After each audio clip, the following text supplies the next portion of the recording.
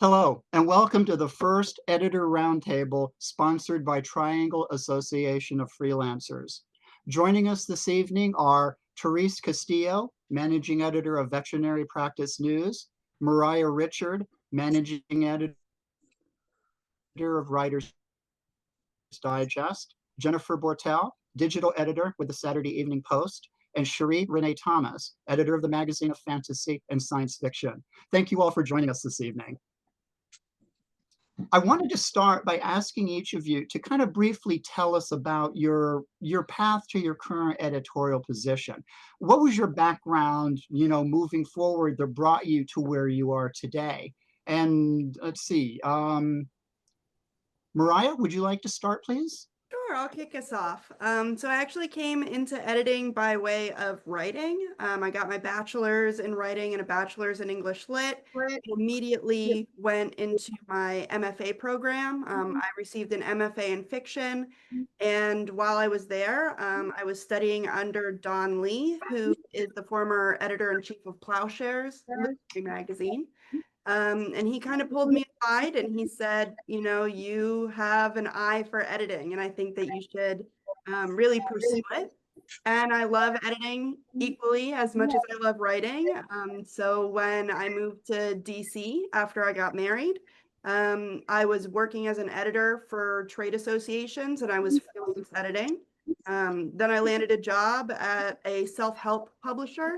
I was fully a book coach and an editor there, helping writers go from idea all the way through to publication.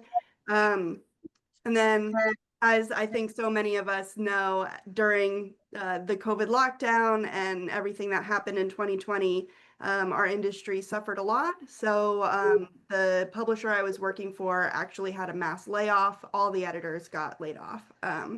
And it was during that time that I ended up applying to Writers Digest because they had opened their position from being in person in Cincinnati to being a fully remote position. And they picked me. So I started working there as an online editor. And then within a year, they had moved me up to managing editor. And I've been there Wonderful. since. It'll be 5 years at the beginning of September that I'll have been there.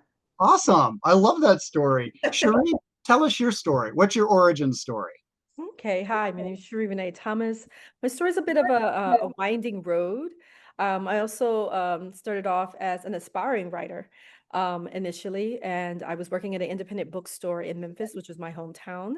And a friend of mine who is a writer as well now brought me a copy of Black Enterprise magazine that had a feature on Black women in publishing.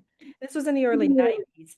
And when I looked at that cover and I saw Marie Brown and Cheryl Woodruff, who was the founder of One World Books, which was the first big five or big three main multicultural imprint at Random House and elsewhere, I thought, you know what? I think I need to be in New York.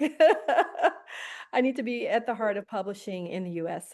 So I moved to New York, and the first thing I did was a floating position, which allows you as an intern to spend time in each department, each stage of publishing, so you can see what it takes for a book to go from a manuscript into a finished printed book that's distributed around the world. And so I did that. I really loved being in Knopf because I had so many Knopf books, and it was interesting seeing audiobooks and production. And so I did all of that.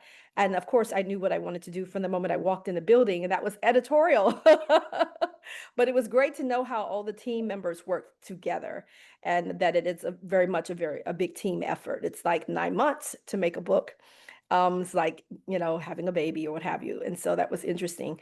And so I worked on the commercial fiction and also literary fiction, and of course, a whole lot of mass market books, including Regency romances as well. Um, and so that was a lot of fun. And I learned like the nuts and bolts of editing from there. I also worked in magazines. I reviewed books for the Washington Post Book World and for the Scientific American, for Asimov's QBR, Black Issues Book Review, things like that. I've pretty much done, I've also was a small publisher for a while. I published a literary journal as well as an author's memoir. So I've got to see like the different areas of publishing. And I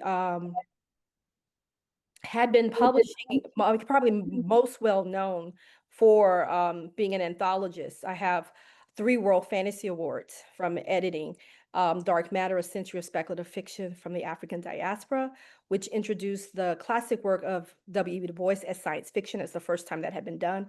And this was in a time when people were speaking about Black writers as if they didn't exist in the genre beyond Samuel R. Delany and Octavia E. Butler and maybe Stephen Barnes or Jewel Gomez. It depended on who that third person was. Maybe it was Charles Saunders when he was in Nova Scotia. And so I found over 100 years of that work in English alone. I did a second volume, Dark Matter, Reading the Bones, and very recently I co-edited Africa Risen, which is a new era of speculative fiction as well. And I've done Trouble the Waters, which lost to Africa Risen, but it won the Locus Awards. I was very proud of that particular volume. And I have been editing at a publication that was one of the first places I published fiction, fiction and poetry would be Obsidian, which is a literary journal based at Illinois State University, Normal. And it was founded in 1975 during the Black Arts Movement. And I am the editor, very honored to be the editor of the magazine of Fantasy and Science Fiction, which is 76 years old. It was founded in 1949. We just have a new publisher, so we'll be relaunching this summer, or this month actually, with our summer issue, and we'll be going forward from there. So that's my winding road through the publishing world. Yeah.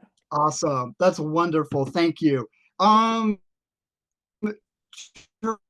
Therese, tell us your story. How did you get your way to veterinary practice news?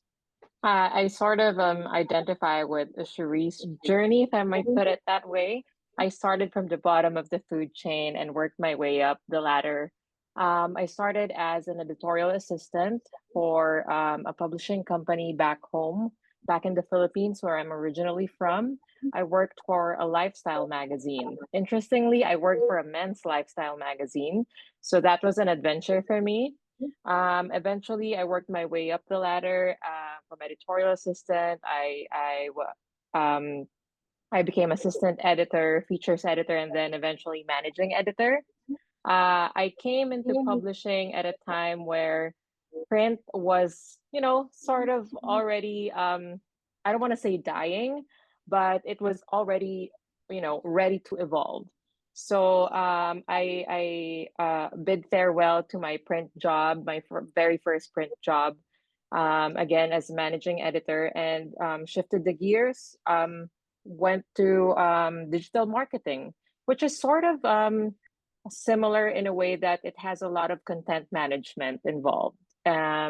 Eventually, I moved to Canada, where I landed the job of managing editor of Veterinary Practice News. So it's a monthly publication dedicated for veterinary professionals in North America.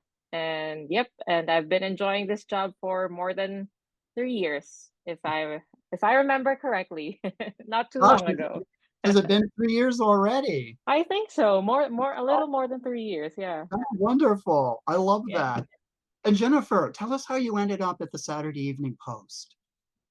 Well, I started, as many of my colleagues have, as an editorial assistant a very long time ago.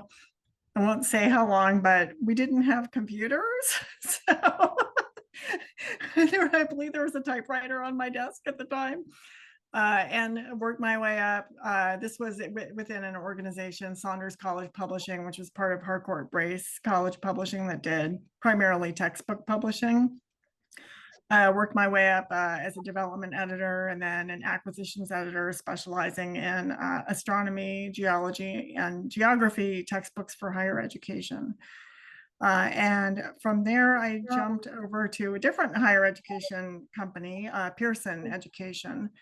And I did something different for them. They were just launching a consumer-facing website for their professional, technical, and trade books.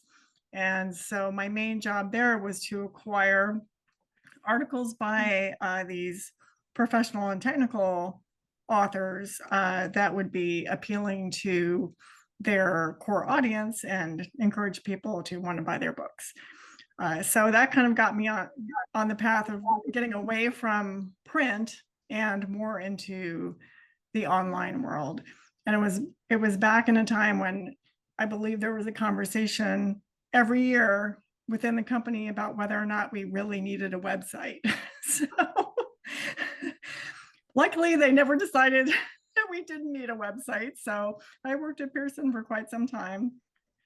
And like many publishing conglomerates, they had quite a few rounds of layoffs, and I got caught in one of those in 2016 and started looking for something that I just, different that I really wanted to do. And I saw this ad for the Saturday Evening Post, and I thought probably what everyone thinks, which is the Saturday Evening Post. I didn't know that was in Indianapolis, but indeed it was. And I went in and interviewed and got the job as basically their director of online content, kind of doing the same thing, acquiring articles and other media for our general interest audience, which is so fun to do because we kind of cover everything. We do the kind of nostalgia end with the Norman Rockwell stuff, but then we also do, travel, entertainment, environment, like you name it. We can kind of cover a really broad swath. But I think I told the story last time, but I kind of have started and ended my career in the same spot, which is when I was an editorial assistant. It was in the Curtis building in Philadelphia, which is where the Saturday Evening Post was first published. And now here I am again. That's a full circle story if ever I heard one. Yeah, it's just so crazy. I definitely put that in the cover letter when I was applying for the job. So there's a nice little through line in my career, I guess. So how many years have you been with the Post now? Let's see. So I guess about 9 years. Okay. Awesome. So now we know where everybody's coming from, the publications that you work for. I wanted to put a general theme on this roundtable of the writer-editor relationship because all of you use freelance writers, I know, because for 3 of you, I'm one of them. But I was curious, and I wanted to ask you how each of you view the relationship that you have with your contributors. How important are outside writers to your publication and why? And Jennifer, let's start with you, please. Well, outside writers are critical. We have such a small staff. I mean, you can literally fit us all in my bathroom here. So it's a really tiny little group of people. And, we are trying to put these magazines together, and it's more than one because we have the Saturday Evening Post, and then we have 2 children's magazines, Jack and Jill and Humpty Dumpty. And it would be great if we could get all of the writing done internally, but there's just no way. And that would also be boring to read. So we rely very heavily on outside contributors. And I'd say there's a fair mix of people with whom we have established relationships to the point where they're writing a regular column for us, either for the print magazine or for online. But then we also use a lot of new people, and that's kind of one of the most fun parts about my job as being the director for online content is I don't just have 6 issues a year. I can publish stuff all the time, every day. If somebody has a great idea, we can get it out there. And in a way, that's really nice for the print editors because they can kind of look at what I've done and say, what do you think about this writer? Or do you think we could, the person could rework the story for a future print issue? Or we're working on our November, December issue now. And they asked me, like, do you have anything that would be good for, kind of a holiday theme that you've done? And so there is a lot of exchange of ideas and talk about, which writers we work with. that go back and forth between the print and the digital. So it's not very siloed. It's extremely cooperative. That's terrific. Therese, tell us your take on the writer-editor relationship and the relationship you have with your contributors to Veterinary Practice News, which is kind of, I think, a different situation than what Jennifer probably deals with. Yeah, I mean, I agree with most of what Jennifer shared. I think I can relate to what she shared. In terms of working with freelancers, it's okay. It's great. It's always a great opportunity to get fresh perspectives. I think freelancers have their finger on the pulse of the industry. So it's important, it's critical to get their perspective on what's new, what's relevant, what's timely. It helps us, the staff, no matter how small or big, to kind of understand what's out there.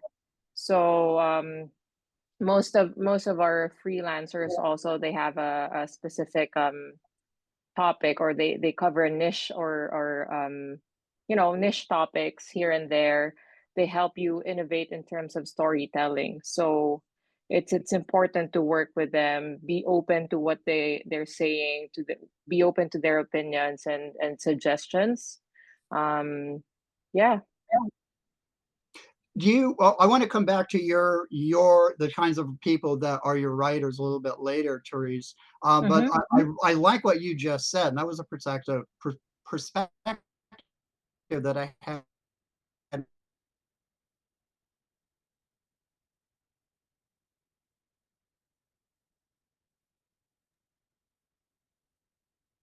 Dawn, you're frozen. Oh my gosh, I thought it was me. No, Dawn's frozen. Okay, I thought my screen froze. Okay. This is Nan. I'm Dawn's wife. Oh, I'm the hello, nice. co-host to keep things monitored. I don't know why he is frozen. So I'm going to head to his office and let him know, because he's obviously not hearing me on here. Okay.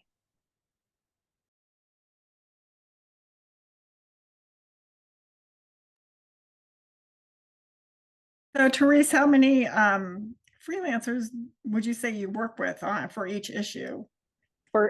There's not really specific number, but there's a solid, I'd say, less than 10 freelancers that I regularly work with, not on a monthly basis, but say bi-monthly.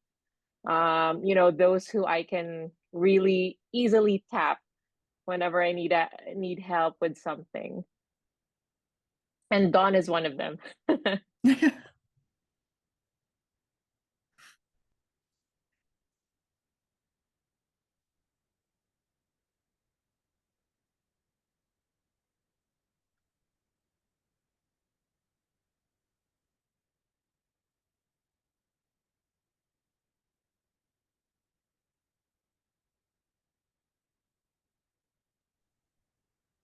Jennifer, I just wanted to say, speaking of like full circle moments, when I was in high school, I bought all of these like Writer's Digest books back when we had a book imprint because I was convincing my parents that I could hack it as a writer and that I had done the research and everything. And then when I got hired and I was working with our senior editor, Robert, I was like, why does his name sound so familiar? And I went back to my bookshelf and I was like, wow, Robert wrote all of these books. So that was a very surreal moment where I was like, you actually wrote the books that I studied to be a writer. Oh, that's great. Yeah, it made him, he's so humble. It made him so embarrassed that when I told him that, he was like, oh God, don't perceive me. But it was kind of a fangirl moment for me. And now I work with him every day. Yeah, that's great. Now, well, the original editors of the Saturday Evening Post were long gone by the time I was working in that building in Philadelphia, but there were still definitely remnants, plaques and whatnot from the Cyrus Curtis days of the Saturday Evening Post. And apparently that it's this, a huge building. It's like an entire city block. And apparently they have these big arches on the, kind of 2-story arches at the bottom level. And that's originally where the trucks would drive through to pick up the magazines to be then sent out and delivered. Back in the day when they were actually printing the magazines on site. It's now a marble coated lobby, so they don't do that anymore. But there's a video on our website actually that shows what the original structure looked like, and the printing presses in the basement and all that. It's in the rooms full of 100 typewriters, people typing. And we still have quite a few of the like the old things have kind of carried over to Indianapolis that are, we still have like the card catalog files with all the writer assignments on them. Or I was looking for something the other day and I found one that was signed by Edith Wharton, which is so crazy. That is crazy. That's awesome. Yeah. I know. And I thought, this might have value, but I'm just going to put it back in the card catalog. So it's still in there somewhere, but it's just, it's a lot of fun to stumble on that stuff that's, 100 years old. Hi, Jennifer. There's a question from Frank in the chat, and he's asking you to describe the range of your travel stories. I'd say we generally like to stick to North America. Kind of our tagline is celebrating America, past, present, and future. So we don't do a whole lot of international stories.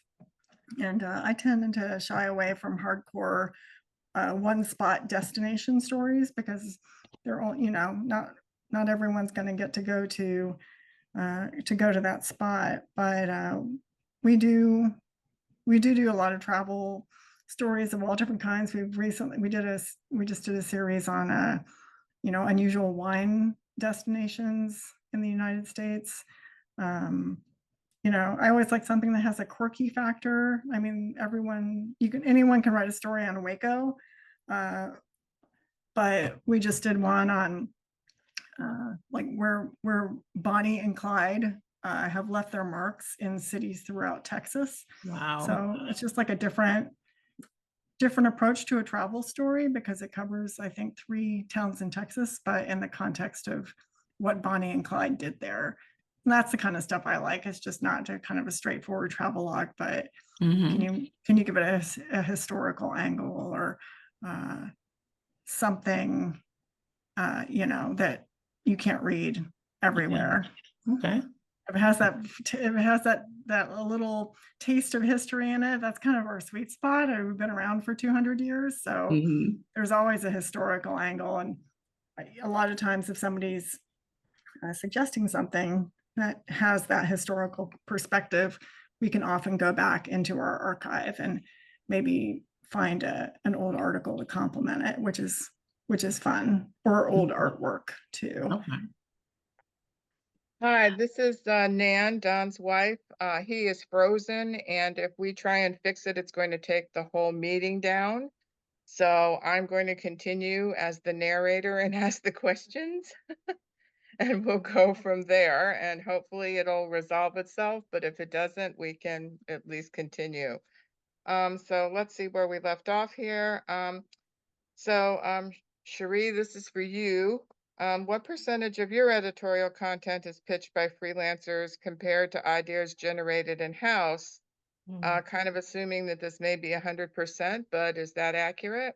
I would say it's probably more like 95% because we do have columns, and sometimes there are columns that I'll conceive or things I would like to see covered. But yes, absolutely. The editor-writer relationship is very important. I see myself as an editor, as one who is like that, my writer's first advocate inside the magazine to read that story and ask the right questions, and hopefully the author will know exactly why I asked that question. If not, I can offer some suggestions, but usually it's just making sure that the story that I think is there and that I think is the vision that the author had in mind. It's on the page in as clear a form as possible so that that reader can experience it as well.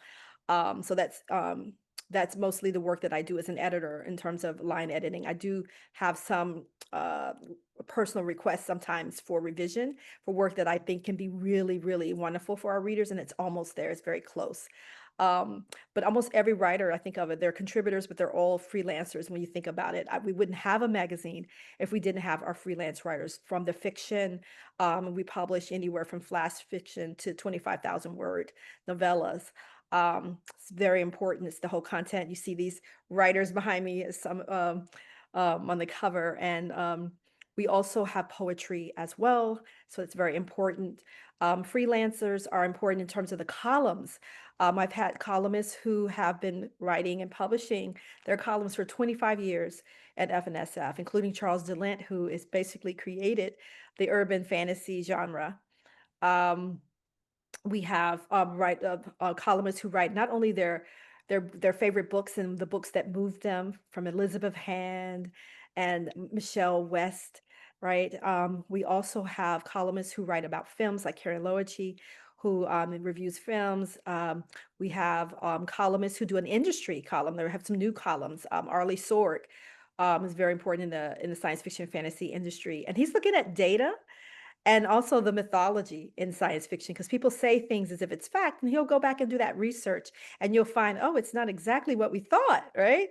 And so that's been a lot of fun. It's called By the Numbers. Alex Jennings, a wonderful novelist and author, he's been doing our poetry reviews because poets get a short shrift. And so he brings attention to the works that that I think deserve that, and that's been a lot of fun. And of course, we also have a satirical column, fiction, that Paul DiFilippo does, called Plumage from Pegasus. And Carol Pinchevsky does a humor contest for us each year, and it's very punny. So if you like puns and titles and things like that, that comes together. The last content of the magazine is called Curiosities, and that's an opportunity from people who are not regular contributors to the magazine or don't have a column each issue or every other issue. That's an opportunity for writers who are new to me to either pitch me a science fiction, fantasy, or horror book that they feel that is a curiosity in publishing, a work that kind of floated under the radar. Maybe it came out in the 1800s. Maybe it was the first feminist utopian novel to come out. Maybe it is, you know, a Chicano science fiction work or some other fascinating work that we have a different perspective on now, you know. Cyberpunk that went under the radar or what have you. Anything that, it can be any genre and from any time, just has to be the past. And I mean, I've had some curiosity columns. They're very short, about 300 words, that are about works that came out in the 80s or the 90s. And they think that we should pay attention to again. And so that's been a lot of fun. It's something that our former publisher, editor, Gordon Van Gelder, conceived, and I really enjoy the Curiosities column. So that's what we have going on at FNSF. Yeah. Sounds like a lot of good stuff going on. Oh, and I have All a new right. column. I forgot. You're going to get the scoop. Oh. It's brand new, coming out. Carol Cooper is wonderful. Used to write for the Village Voice, and was a curator for the New York Review of Science Fiction reading series at Dixon Place Theater. She's doing a column called The Long View, and she's going to be looking at where science fiction has been in the past, where we are today, and maybe possible trends in the future. Oh, interesting. Okay. Sure, a lot of people look forward to that one. All right, now we're going to kind of move on to working with freelance writers. So we'll start with Moriah. What do freelance writers bring to the party? In other words, what makes you want to work with them over and over again? And then on the opposite side of the coin, have you ever had a negative experience with a writer that made you sever your relationship? And what are some egregious things that writers have done in the past that you just really can't stand? Oh, throwing the hard balls. Okay. Yep. Well, the first part of that question, what makes us want to work with a writer over and over again? I think, like, in our neck of the woods, it's all about like creativity and flexibility. So we are a super small team. We are only 4 editors who produce both the magazine, the podcast, and the website. Sorry. So we are always looking for new material, and like we're willing to try anything, any idea that you have, as long as you are willing to work with us so that we can make sure that it is what's going to be best for our audience. Because over at Writer's Digest, we kind of come under the idea that like there are no rules to writing, really. You know, there are some, but then of course there's always a book or a story that turns that rule on its head, right? There's always going to be an exception to the rule when it comes to anything to do with writing, whether that's fiction, nonfiction, or poetry. So we're always interested in seeing new ideas, contradicting ideas. We did a series in-house on the blog that's still going on, but it's called Writing Mistakes Writers Make. And Robert posted something, and then 2 weeks later, I made a post that was directly contradicting what he had written. So we're kind of all over the map, but for us, you know, just being willing and open to have that back and forth, to develop ideas with us, to like take feedback and make it your own. We love to see that. Unfortunately, we have had some writers that we have had to cut ties with. I, of course, won't get into the nitty-gritty of those, except to say that the biggest things that we are currently seeing are like stealing from other writers' ideas and platforms, which I think can be really tricky nowadays. Everybody kind of has their own platform, right? Their website, their podcast, their blogs, what have you. So it is easier more than ever to adopt someone's language and present it as if it was your original idea.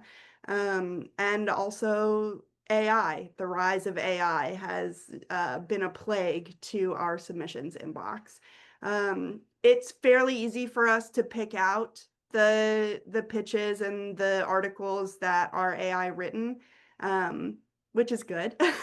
But it also means that we're doing a lot more weeding and spending a lot more time reviewing those kinds of submissions and ruling them out than we are actually you know, concentrating on building relationships with real live human writers who want to work with us and want to connect with our audience. Great. Okay. How about you, Therese?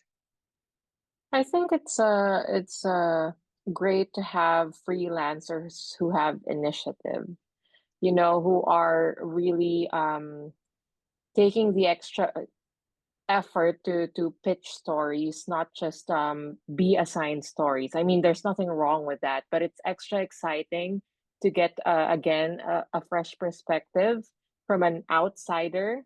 It really expands the horizon for the staff, for the publication. Plus it helps with the creativity too. I like working with someone who's open to listen to ideas, you know, exchange ideas. It's always good if it's a collaborative work versus just, you know, one person dictating what needs to be done. In terms of what we don't like or don't prefer, I guess I'd say just not being on time. In a title or a publication title that has a relatively small staff, timing makes a whole lot of difference. So sometimes you just can't afford to be late, or you know, to just get I'm sorry, I didn't make the deadline. So you gotta be able to build that trust and relationship with your freelancers to know, or to kind of establish who you can trust, not just in terms of writing, but in terms of getting things done in time. I think that's important. And I guess I'm speaking as a managing editor here more than anything. Yeah, that's it. Plus, just to add to what I really appreciate with freelancers, I like someone who has their own tone and voice. I mean, we all come from a specific title or a specific magazine, specific book. But sometimes it's it's always nice to have that, extra oomph or extra flavor. You can sort of hear or hear your writer, hear their voice. So it's nice to have someone who has their own voice. All righty. How about you, Jennifer? I'd say that I always appreciate getting a focused, well thought through pitch. I sometimes somebody will send me like 10 ideas in one email. It just makes my head explode. I like can't deal with that many ideas all at one time. Like two maybe, but not a dozen. And plus they're at that point they're usually not well developed. But if you can kind of give me a thoughtful, maybe a little more than an elevator pitch, but something that's going to explain what you want to write, why you want to write it, why you're qualified to write it, and why our audience wants to read it. And that last one's the most important. I think the most important aspect of it. I mentioned this last time, I think I was at a conference and one of the other editors said, your article should always be about a thing, but also another thing. In other words, it shouldn't be, to get back to my Bonnie and Clyde example, like don't write an article about Waco. Like we don't want to, we don't want that. It's always much more interesting if you have an intersection of two ideas. Bonnie and Clyde grew up in Texas, and they often came back to visit their families. And these are some of the places that they left their mark. Is a more interesting story. And then some of the basic things. Please don't ghost me if you're late. Just tell me that you're going Totally late. valid. Yeah, especially I have, as an online editor, I have a little more flexibility. Obviously, we're writing something for an anniversary. We can't go past the anniversary. But in other cases, I do have latitude to publish something later. It's always so helpful if someone can fact check their own story before they send it to me. Can you please spell people's names correctly? Can you get the dates right? Can you get the name of the institution or the organization correct? It's astonishing to me how many times those things are wrong. And that's not difficult to do. And I know like you're rushing, you want to get it done and the article's done and you send it, but just to give it that once over and make sure you got as much as you can right. And, my job as an editor, it's not going to be perfect, and that's fine. I don't expect it to be, but if you can help me out there, that goes a long way to, having a longer relationship with someone, is if they make my job a little bit easier. Other than that, if you have ideas for public domain images that we can use for a historical article, that's great. I'm really good at finding public domain images that we can use, or if we need to, photo agency images. But if you have ideas or you have a unique source, or even you can go and get permission for something that you really want to use in the article, any assistance in that regard is great, because like I said, we're such a small organization. So anything that you can do to help me make your article better is appreciated.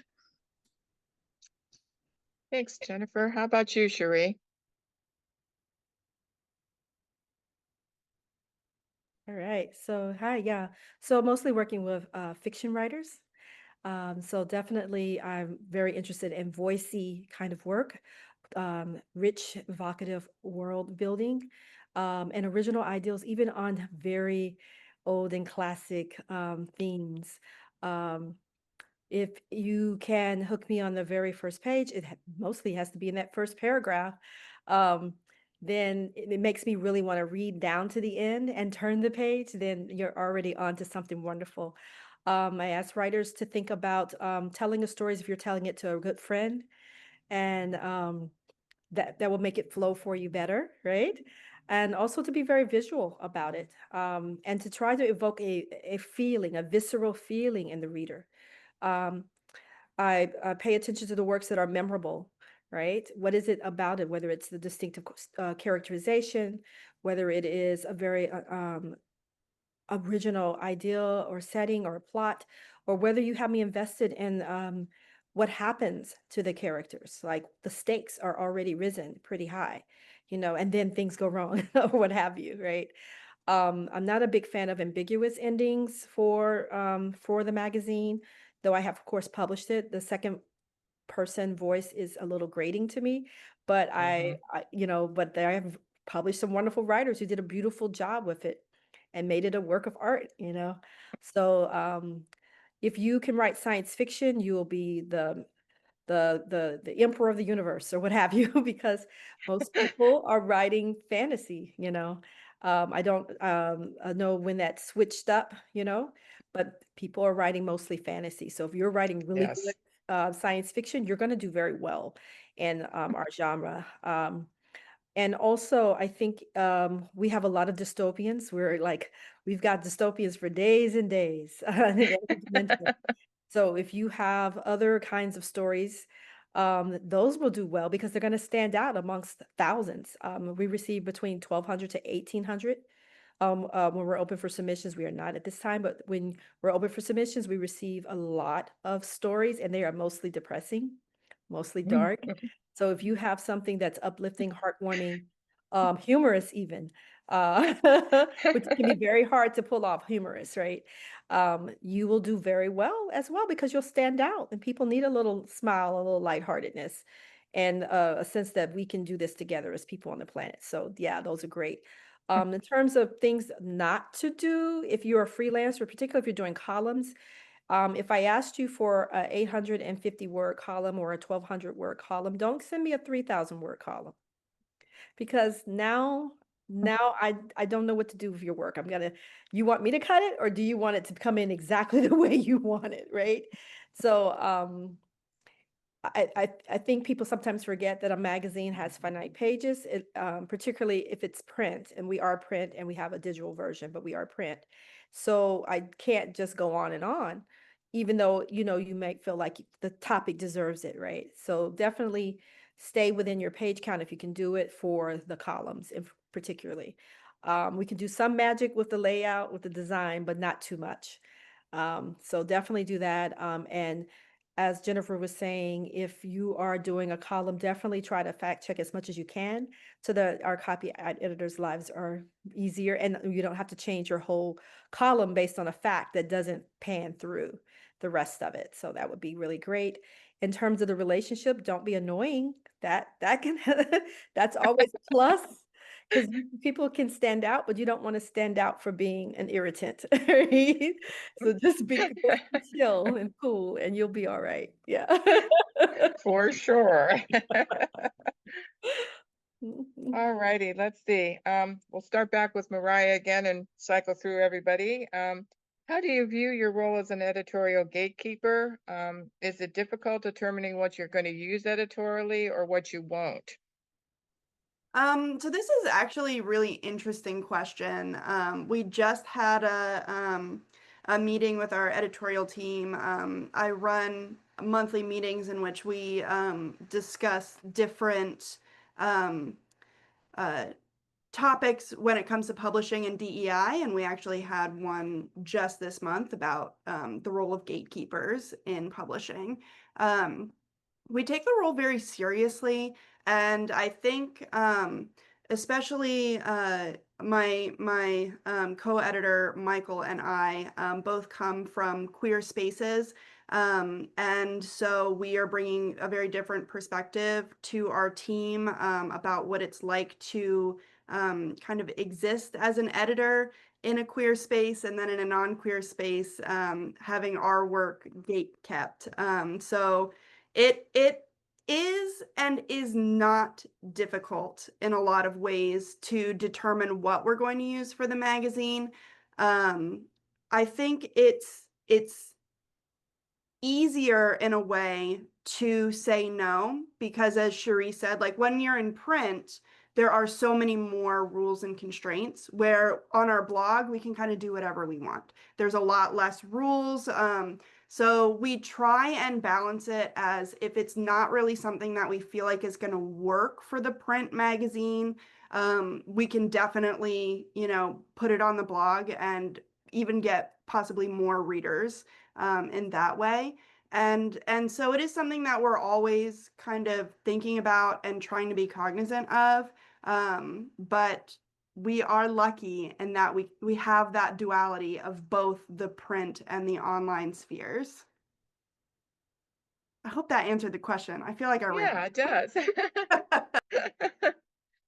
Therese, we'll go to you, and kind of a caveat, since you specifically work with veterinarians and veterinary technicians rather than what we consider a professional writer.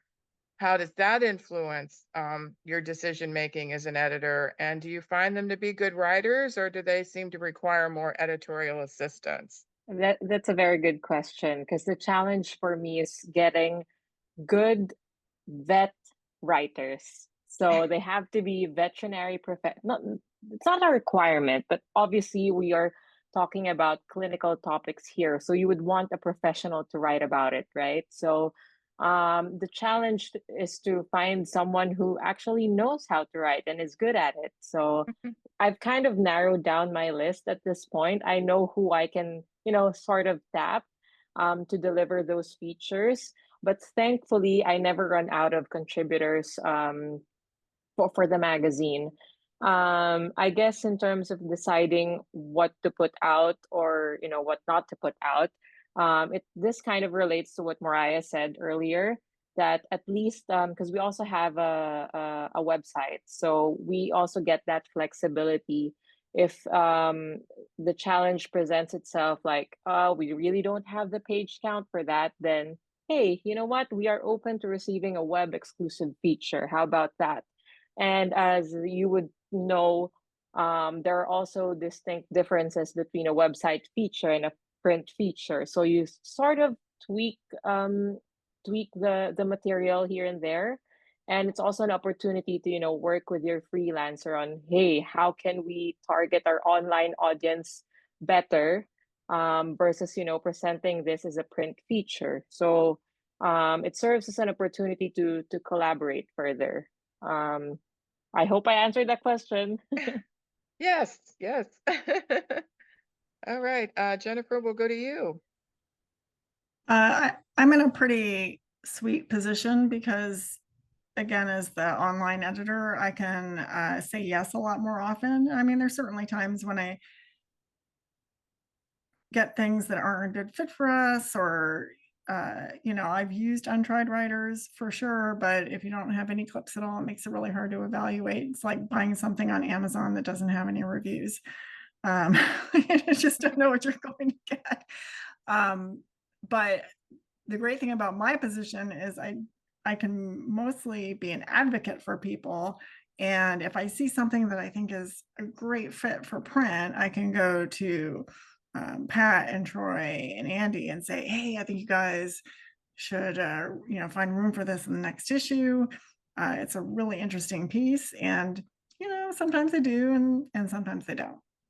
Or sometimes they'll come back later and go, oh, I really like that article that you wrote on why, the history of wearing white, not wearing white after Labor Day or whatever. And then they'll pick it up for the magazine after I've already published it online. But a lot of times I try to give them first dibs on stuff, so it's fresh for print, and try to pick out the things that I think are really going to work for them. And like I said, sometimes they agree and sometimes they don't, and that's fine. But I do try to play that role as the advocate for writers getting into the print magazine. So I guess in a way, I'm not really in a position where I have to do a lot of gatekeeping. Yay, right? Yeah, exactly. Sheree, how about in the land of fiction? How does that differ from those who are publishing nonfiction? Oh, I think the sheer act of publication is an act of gatekeeping just because of the volume. Um, if I'm receiving 1,000 submissions, I obviously cannot publish all of the things that interest me or all of the things that I really like. So I'm having to turn Mhm. away a lot of fine work from writers who I would love to work with, but I just have a finite space and a very specific number of volumes I can put out each year.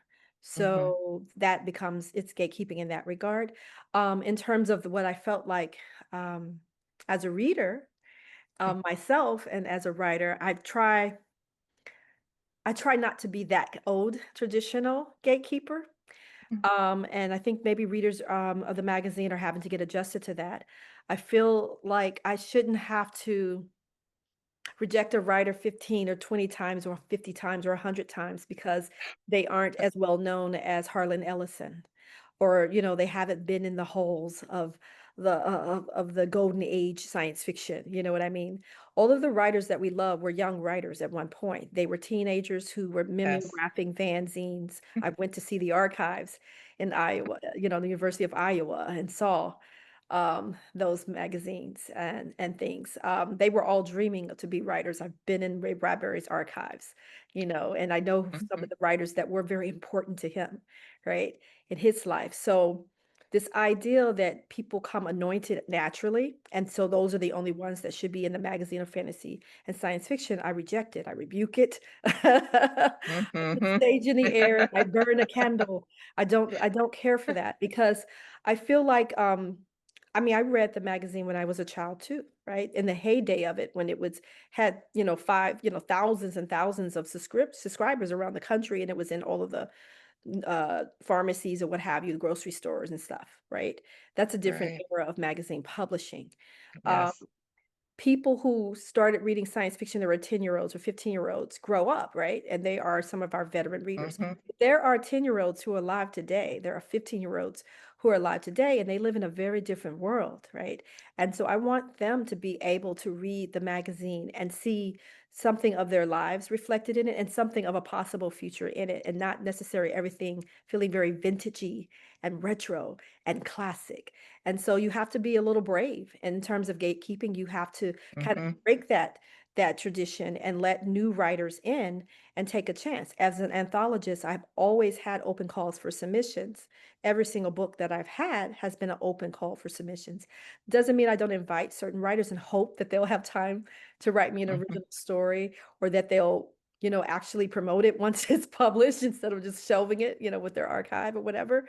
But I always open myself to that sense of surprise and that sense of discovery, which is why I'm an editor in the first place, which is why I edit science fiction in the first place. It's that element of the unknown and the dream that we have, that the dreams that the big publishing houses had, like maybe, or editorial assistants have, maybe I'll find that new future writer in the, in the transom, over the transom, or in the, in the unsubmitted, unsolicited pile, and they'll have an actual career and be important to our field one day. I felt I've done that with Dark Matter for sure. I've published Pulitzer Prize winners and National Book Mhm. Award finalists and such, and writers whose first fiction I published, and they are, Reese Witherspoon, Oprah Winfrey Book Club authors at this point.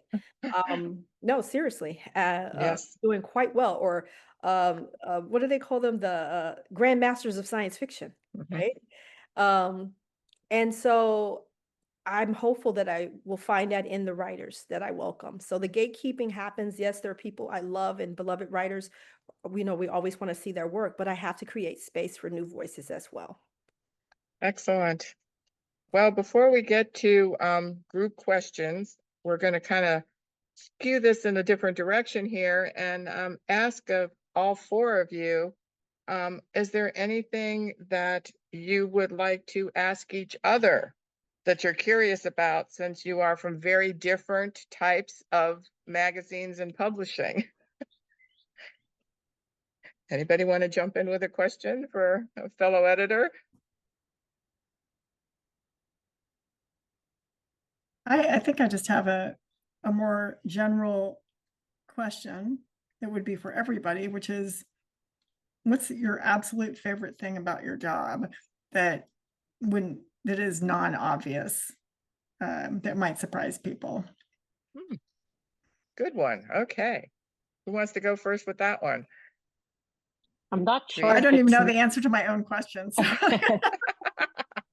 I'm not sure if mine is non-obvious, but my most favorite part has always been networking. Like just, generally meeting new people. I think I've discovered that love from the very first job I landed as an editorial assistant. I didn't know that the life in publishing would be that exciting, just because, you get to meet a lot of different people from different walks of life, and you get to sort of um, work in different aspects of the job. Someone mentioned this earlier when we were doing the introduction. So yeah, definitely networking, I'd say.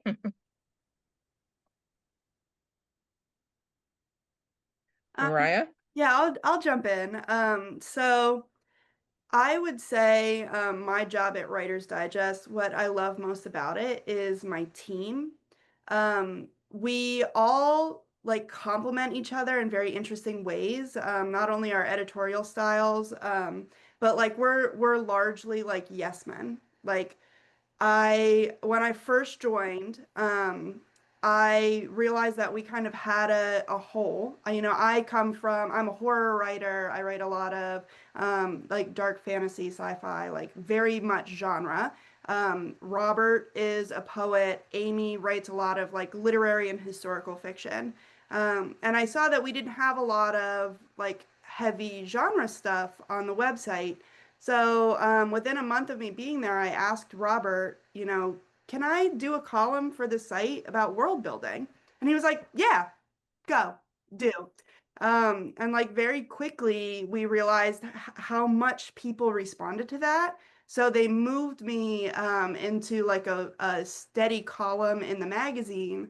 And I ended up receiving an 2023 Eddie Award for that world building column.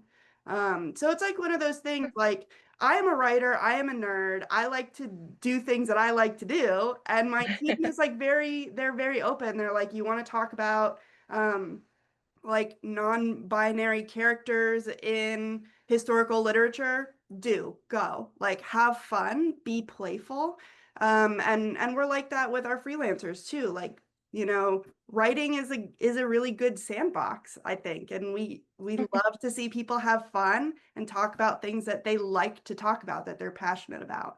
So I'm very fortunate that that's the job that I get to do every day. That's great. Sheree, did you have anything? Oh, my favorite part of the job is reading the good work. The work that sucks, but the good work. I mean, that's a great thing. It makes the harder days, more bearable, because I'm like, oh, I read this great story and I can't stop thinking about it, or I want to tell someone. And then you have to wait for it to be published. And I think my other favorite stage is, well, I love, when the writer realizes the work has been accepted. That's a lot of fun because you can just get joy. You just get joy. Or, and I also love the proof stage because then it becomes, I can see how it's going to look once it's published and it feels like a real thing. Yeah. So yeah, I love that. Yeah. All right. Well, we're going to open it up to our membership for questions. I know some people have already been posting some things in the chat. And I'm going to ask for some assistance from Maya, our other co-host. Maya, if you could help with questions, I'd appreciate that. Sure, no problem. Thanks. And I'm going to mute a minute and let you take that over so we can plan on how to end the meeting since Don is in silence. Okay. Let's see. Let me scroll up here. It'll take just a minute. So I think we already touched a little bit on this, but I guess just to be thorough, this is a question for Jennifer. What do you miss from the old days? So this is going back a little bit, back to when you said that you were pre-computer. What do you miss from the old days, and what do you experience that you would never have thought editing / publishing would be like? I don't really miss a whole lot about the old days because I was an editorial assistant. And so I got all the crap jobs and I was poor and living in Philadelphia. Was cold calling professors because that was the only way to get a hold of them.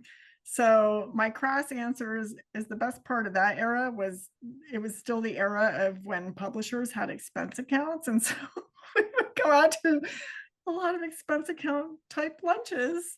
And that was that was probably the best part of the old days. I think I doubt if anyone could have predicted the pace of technology and how rapidly things are changing. Again, the original era of putting galleys together literally with like scissors and paste and that type of thing. I never did that, but the people I worked with did.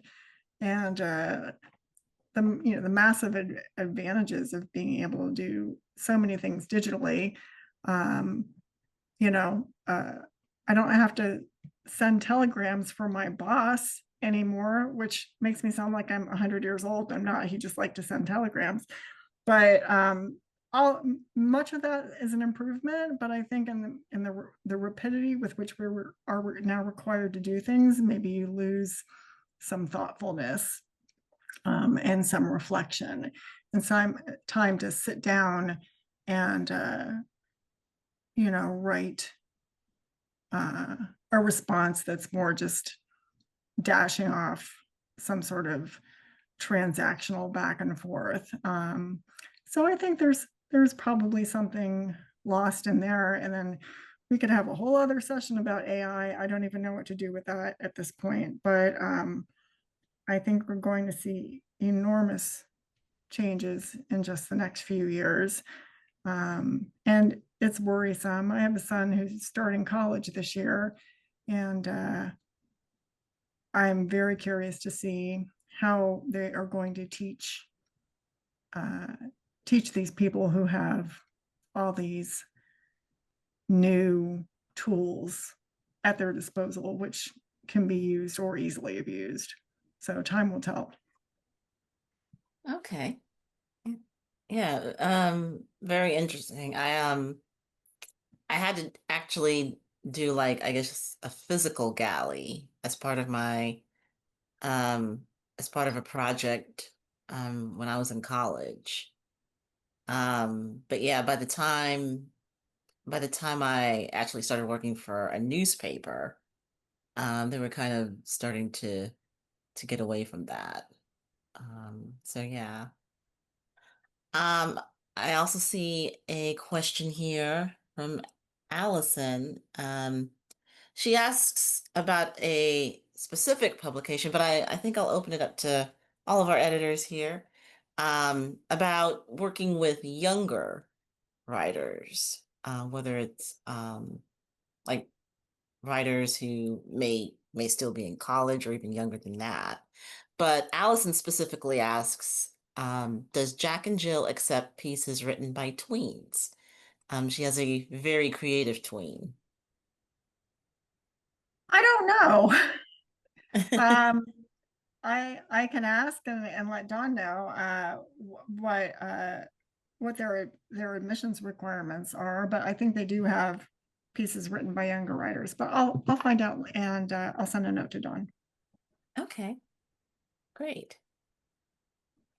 And And like I said, I did want to open that up to our other guests. Um, if you wanted to, feel free to share thoughts about working with younger writers.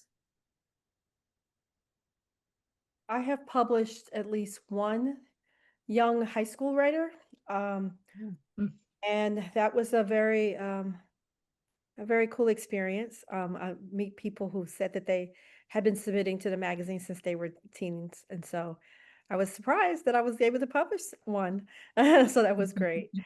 So I wish them all the best with their writing in the future. I know I would have been over the moon had I sold a story to a professional magazine um, in high school. So yeah. Mhm. Okay, great.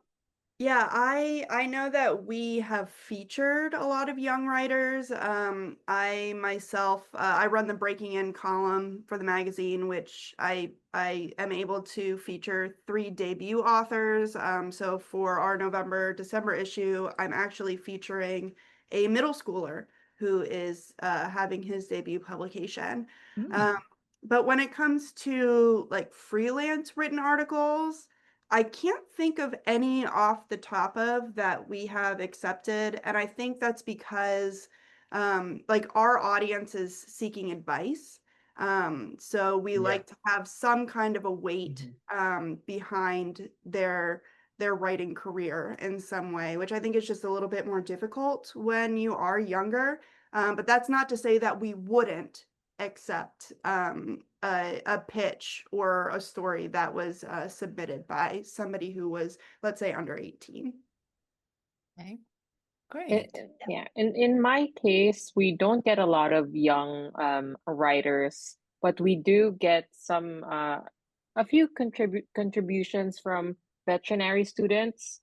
So that's a great way to get the perspective of the younger generation as well. Um, I believe the majority of our audience is, more of the more established veterinary professionals. So it's always great to get some representation from the younger generation of vet professionals. Okay. And this next question is for Jennifer. Do you consider Q&As, profiles, or features on one person? Oh, okay.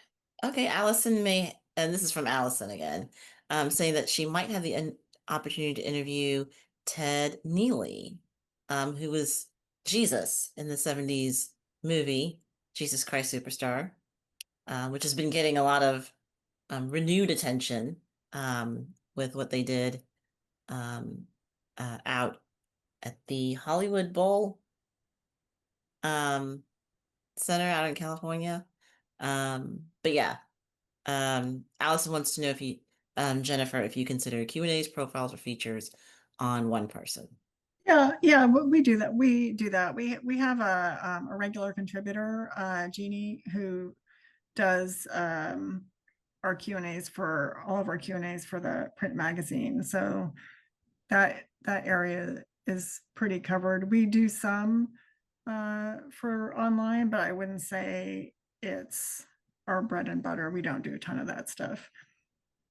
Okay. Oh, and just to get back to the young people, we do have quite a few younger people. A lot of our former interns have gone on to be regular writers or contributors for us, including one who does most of the interviews for the kids magazines. So we do use younger people. I just don't know about young tween age people. I sent a note to the editor, and again, I'll talk to Don and let him know the answer to that. Okay. And let's see.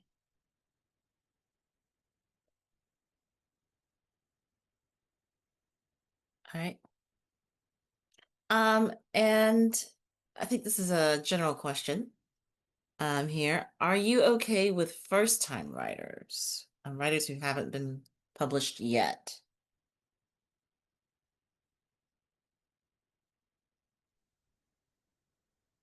For my for veterinary practice news, I don't think I've yet to work with a first time writer, but I wouldn't say I'm not okay with it. I guess it will just take you know, some extra steps here and there in terms of making sure the information's accurate, Mhm. stuff like that, and make sure that we're able to include as many sources as possible, at least for my I'm speaking for my title. Again, we cover more clinical or technical stuff, so it's important to do a lot of fact checking as well. Yeah, I know that we have worked with a bunch of first-time writers. I think something that's really cool about writing is that you can do a lot of research and have a lot of really interesting ideas that like even if you don't have a list of publications behind you, you still have something really interesting to share with other writers. And an example of that, just off the top of my head, I know that we published, it actually turned out to be a series of articles because it was so extensive. But this contributor was interested in exploring the Western three-act structure versus less traditional narrative structures, specifically in Eastern Asia. So that was really interesting. He hadn't published anything quite like that. And he hadn't really published anything creative either, but we worked really hard with him to develop his ideas. We loved the things that he had to say about those. And he did do a lot of legwork when it came to research and like showing us his work on the page, basically. So yeah, we're definitely open to first-time writers if the idea is there and it's right for our audience. Okay, great, great. I would just add to that that if you haven't been published anywhere before, you need to recognize there's probably more of a burden on you to show the editor that you are capable of doing the work that you propose to do, and that may be showing unpublished work that you have, or maybe instead of a short pitch, you're actually submitting a couple of pages of the thing that you want to write so that we have something to evaluate you on if it's not previously published work. I tell my students when they're first starting out that their query letters need to be absolutely perfect, because that often is an editor's first exposure to your writing. And if you can't get the proposal right, then they're going to be less inclined to give you an assignment. So it's like names need to be spelled right. The gender of your editor needs to be correct. Every word needs to be spelled correctly. There can't be any issues with this. And I've worn the editor hat a couple of times over the course of my career. And I know what you all are seeing as far as those who haven't quite done their due diligence on this. My colleague Troy Brownfield actually just posted on something on Facebook to prospective writers saying, "Hey everyone, if you're sending me a pitch letter, a really helpful hint is my first name is Troy, not Terry, not Trey, not Terrence, not Tori. It's Troy." Like, if you could just start by getting my first name right, that will go a long way to having me read the rest of your letter.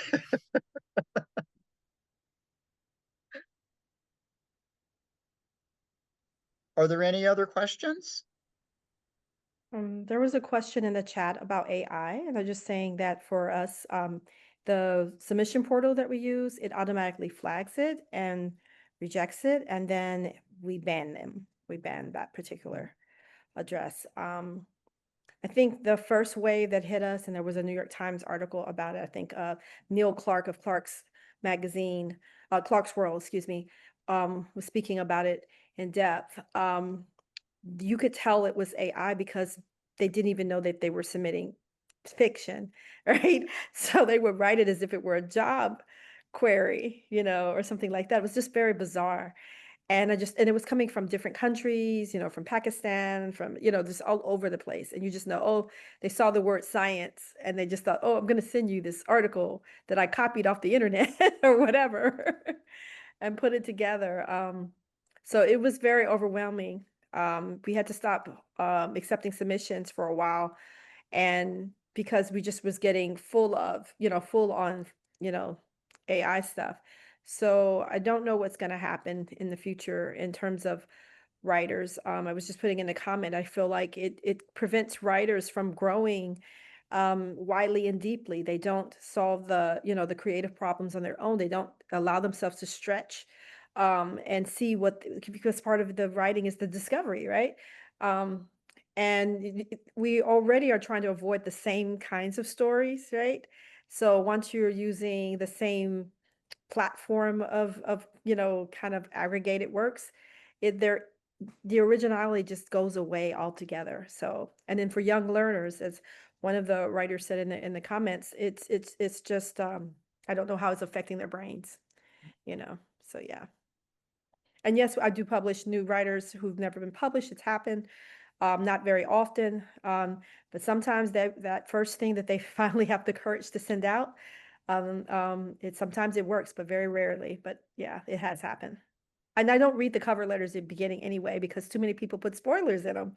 And I mean, you're taking the fun if you tell me my story is about this and this and this and this and this, and this is the plot. And then I read the story and it doesn't live up to your wonderful cover letter, or, there's like other holes in it. It's better for me to just read the story fresh the way a reader would most of the time. Just open it up and read it and then go back and see who wrote this. Yeah. Mm. Okay. Okay. Maya, was there any other questions from anyone? Those are all the questions I saw. And good to have you back, Dawn. And yeah, if you want to close out the meeting or. Oh, wait, Martha, do you have your hand up? Did you have a question? Oh. I'm sorry. I just wanted to make sure. No, I just put in thanks everyone for a wonderful roundtable. Thank you. Well, okay, then I'm going to bring this meeting to an end, and I can't thank our participating editors enough for joining us this evening. Therese, Jennifer, Moriah, Sheree, this has been one of the best events that we have held recently, and I can't thank you enough for joining us this evening and making this such a special, special event. Really, really appreciate it. This has been absolutely fantastic. Well, thank you for having us. Thank you so much. Appreciate everything from all of you, and thank everybody. So this was a wild success. We definitely will be doing this again. I'm already thinking about our next editor roundtable, and I'm thinking we might go with children's literature on the next one, which I think would be a lot of fun. But again, our sincere thanks to all of you for participating. We really appreciate it. The insight, the information, the background was all incredibly, incredibly valuable and deeply appreciated. I hope all of you have a great evening. Thank you. Take care, everybody.